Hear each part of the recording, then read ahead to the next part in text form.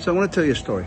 A lot of you have followed me for a long time know that the first experience I had with the World Cup was in '82 when my friend Dandy Dinge, Graham Runcie, Ali Fraser and Barry Stewart, we all combined, two of them for 2 weeks, me and Dinge for 4 weeks down in Spain for World Cup '82. It was a magnificent experience, and I'm not embarrassed to admit that amongst the biblical experiences we had, in 1982, people remember this, which is nearly 2,500 years ago, we discovered El Corte Inglés for the first time. El Corte Inglés is this giant store, which had a supermarket at the bottom of it. We'd never seen anything like it in our lives. So although that we were pretty much involved in meeting and moving in with Danish women, meeting up with Alex Ferguson and going on the lash with him, yeah we did, getting involved in the cops being called to our accommodation, gunplay 3 times, involved with the cops drawing guns on us, seeing Scotland play, swapping shirts with the Brazilian women after the defeat and stuff. I could go on in the list. It was a big month. It was a very big month. We were so stunned by the quality of food and wine in Corte Inglés that we made a day trip of going back to see it again.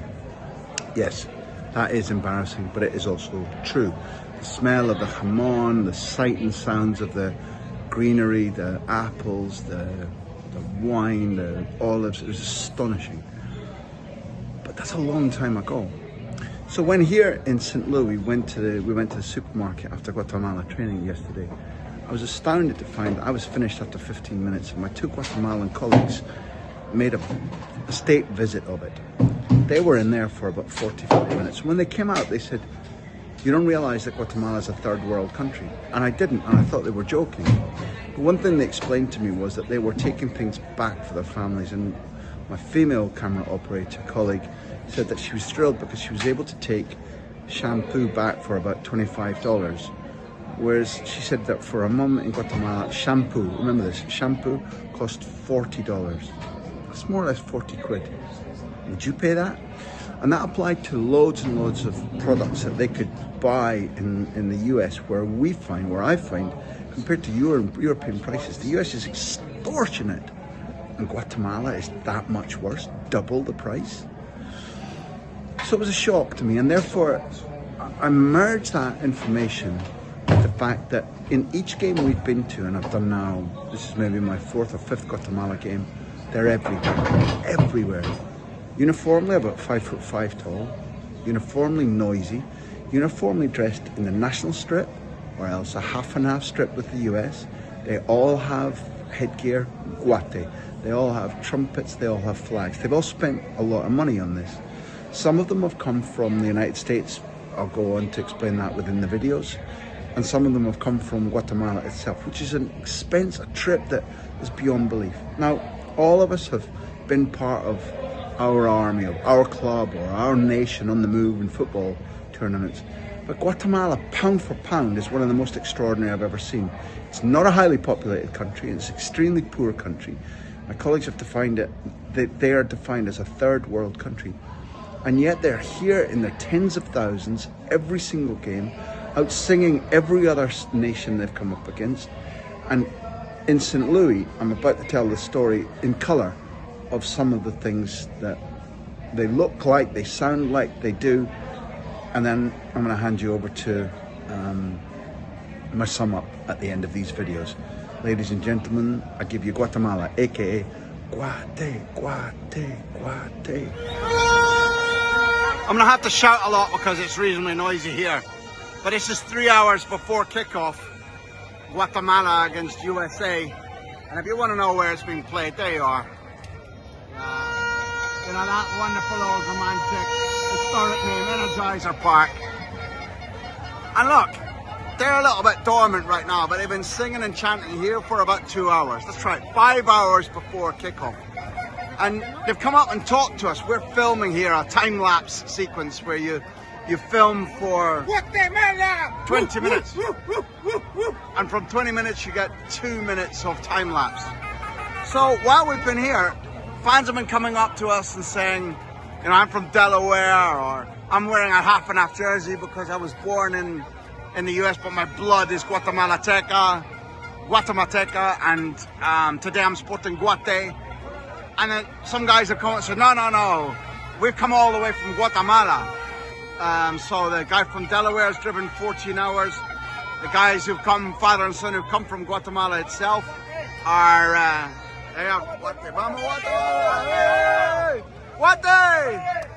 they're like, no, we're really from Guatemala. We've come all the way from Guatemala. And it's cost them like more than a year's salary in order to come all this way to this game and get tickets and get home again. I'm lost in admiration for them.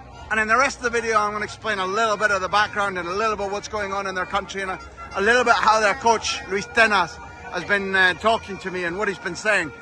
But for right now, I have to say that although I'm still of the opinion that made a better team win, a lot of my heart has been won over by Guatemala. Guate. And they say Guate. Maggie O'Brien's. That's where I pray and hope I'll be having my first pints of the tournament afterwards. But when I hung up the last video, hey, Mama Guate, this smell was on my mind. And I thought, I haven't communicated exactly how brilliant those fried onions smell. Never mind all the fucking $20 a glass of water or $20 even to queue up inside football stadiums these days. This is how you eat at football matches, and those onions smell fucking brilliant. It's the hardest physical and mental job I've done throughout my life. Sometimes 30 hours no sleep, high temperatures, lots of travel, teams with players I've never heard of that you've got to treat as if you know them intimately. America is an interesting country, as you well know. Overall, I've enjoyed it. The first week when we did 3 green screens, 3 trainings, 7 interviews, a 1-hour tutorial in the stadium, plus travel, editing, rendering, sending. That was a difficult day. That was a hell of a day. Currently it's semi-final day in St. Louis. I like being around this TV side. I probably should have been in TV production all my life, but nonetheless here I am, surviving so far. No overconfidence, no arrogance. The bosses have liked our work, me and my 2 Guatemalan operators. So fingers crossed it keeps going, Jamie.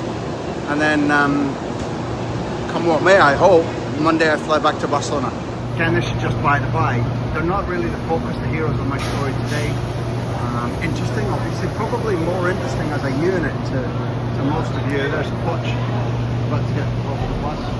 One of his Spanish assistants, he's a real crack, has helped me in a lot of ways. So Poch leads out the US men's team for a quarter-final here in St. Louis. There's Jesus, his perpetual assistant, and Tony Jimenez, an absolute superstar trainer.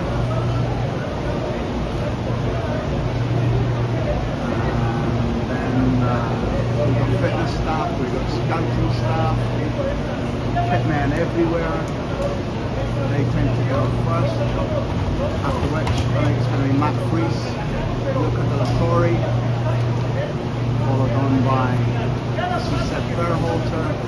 But I don't propose to show up and prove that I can name every single man. There's Berhalter there. Marston is in sight just at the moment. Mackenzie is, there's Arston, Johnny, Rodolfo, there's our goalkeeper, big Guatemalans, all ships and sights, Paxton Hansen, Twin, Brendan, Tyler Adams, Chris Richards, Crystal Palace man, who's having one hell of a summer, Tom Tolkien. There's the man who started off born in St. Louis. Mr. Ream, interviewed a number of times, Mr. McGlynn, Malik Tillman, and Diego Luna coming off the bus. He's been the creative force, the guy who wants to make things happen. United States are in. Okay, so this is an American put on US home team game. So there were not signs of American outlaws, there are none of them there, it's all Guatemalan. And this is the away team coming out, listen.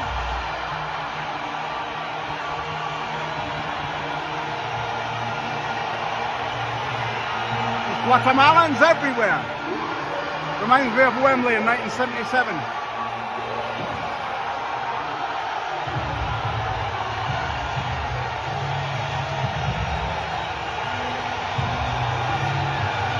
Man, you have to love them.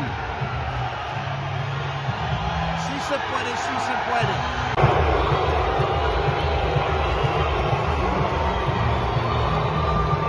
You can hear that, right? Booed out into their own home game semi-final.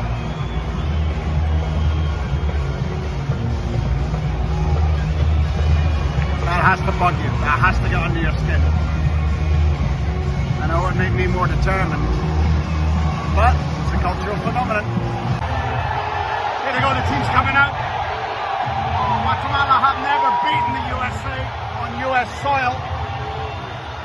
I think the USA are well coached. I think they're the more talented side. They're definitely the bigger side. I think they're probably going to win today, but then I thought Canada were going to beat Guatemala.